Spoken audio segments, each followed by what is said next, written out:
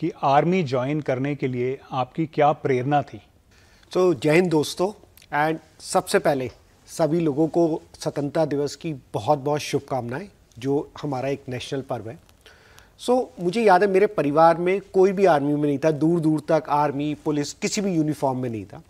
But I think दो चीज़ों ने, मैं बहुत छोटा था उस समय, 8 या 9 साल का, जो मुझे बहुत प्रेरित किया, मोटिवेट किया आर्मी ज्वाइन करने के लिए।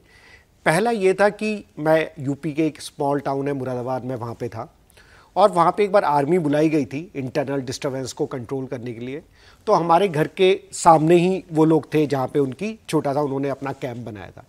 जब मैं उन लोगों को काम करते हुए देखता था, उनका डेडिकेशन, उनके एफर्ट्स, और वो कितनी मुस्तैदी से अपनी जो भी काम दिया जाता है वो ड्यूटी करते थे, तो उसने बहुत गहरा छाप छोड़ा मेरे मन में कि शायद ये एक ऐसा क्लास है जो उससे पहले मैंने कहीं नहीं देखा था, जो किसी भी स्थिति में जो भी उन्हें काम दिया जाए वो पूरी ईमानदारी और निष्ठा से उसको कर रहे हैं।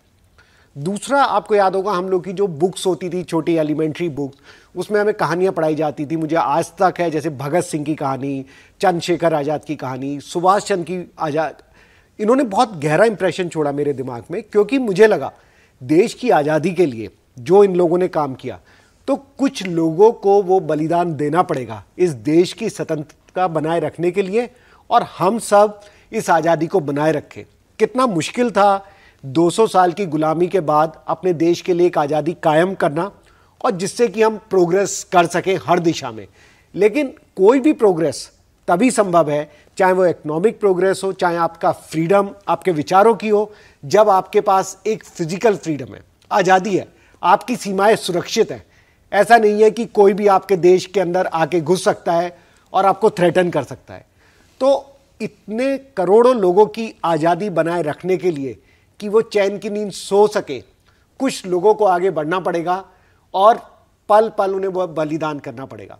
तो मुझे लगा कि शायद इससे बड़ा कोई प्रोफेशन नहीं है जो मुझे मोटिवेट कर सके, और ये मेरे लिए एक प्रोफेशन नहीं था, मेरे लिए एक वे ऑफ लाइफ था। ये जो मेरे विचारों को, ये एक था जो मेरे विचार थे, जो मेरे वैल्यू सिस्टम थे, उसको जोड़ता था जो मैं करने जा रहा हूँ।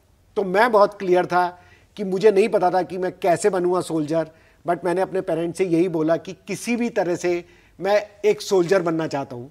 और उन्होंने पता किया क्या हो सकता है, फिर पता चला एक सैनिक स्कूल है, तो मैंने उनको बोला कि मैं सैनिक स्कूल ज्वाइन करूँगा।